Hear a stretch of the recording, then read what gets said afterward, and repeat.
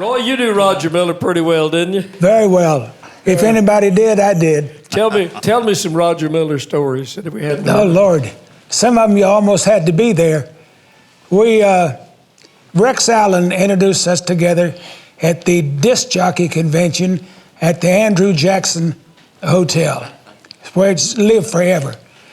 And Rex said if he could get this Roger Miller and this Clark guy together, it would be worth selling tickets and just sit back and watch them destroy each other. And we did. In fact, the first day we met, we hung out in Rex's suite until it was time to leave, and went by Roger's house. I met his first wife briefly because he didn't stay in one spot. She was throwing stuff and he wanted to be moving. And he grabbed some clothes and away we went. For that entire week, he and I never were more than 5 feet apart. And that just began. We had so many great, in fact, the one, Two Worlds Collide, I said to him one time, I said, Roger, that is a great song. He said, it's the worst thing I ever wrote.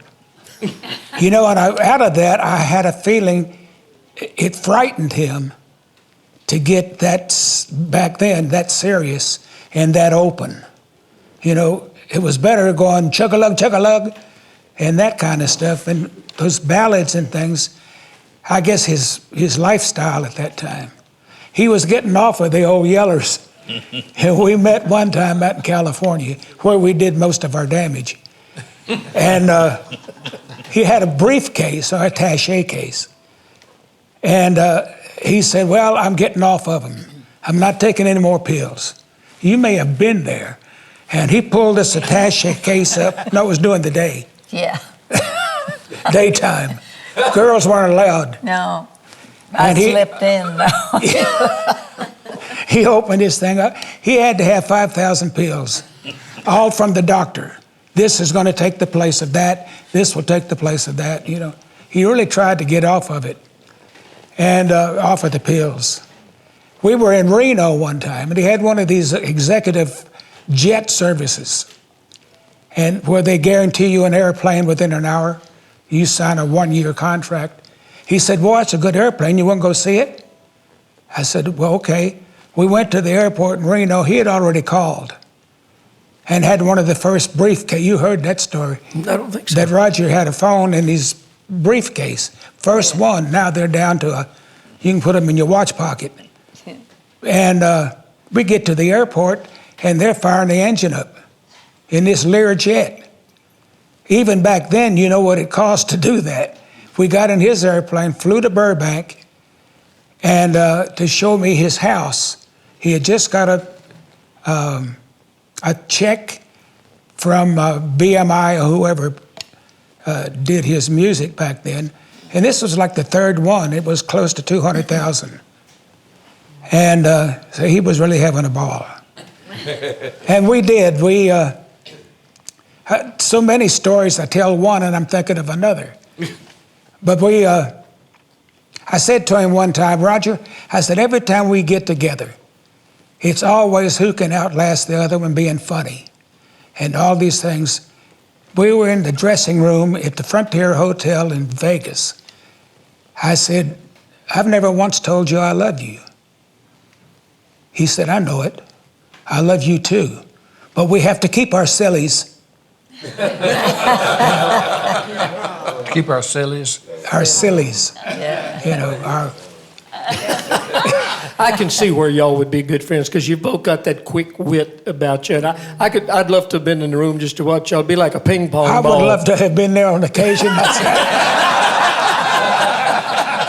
One time, all of our mutual friends would get together, and they say, Roy's coming to California. Roger's coming in from Detroit, and he'll be here. It's party time. So they'd get somebody's house, one of our fraternity members, Joelle. or sorority, Yeah. in that case. And so Roger stepped out of the car. They'd gone to the airport to get him, and he stepped out, and his feet was like a foot off of the ground as he's walking. He said, Clark, get with it. I need somebody to talk to. He didn't understand them, they didn't understand him. But he knew that I could get with it. Sometimes he spoke his own language. Yes, he did. All the creative things he did. There was a movie called Waterhole Number 3, and he did the soundtrack for it. One of the first things, this was legit. And then, of course, he did the Broadway Big River. And he said to me, I'm just thinking of one and telling another. He said to me, you know, I've got to write another one to prove the first one wasn't a fluke.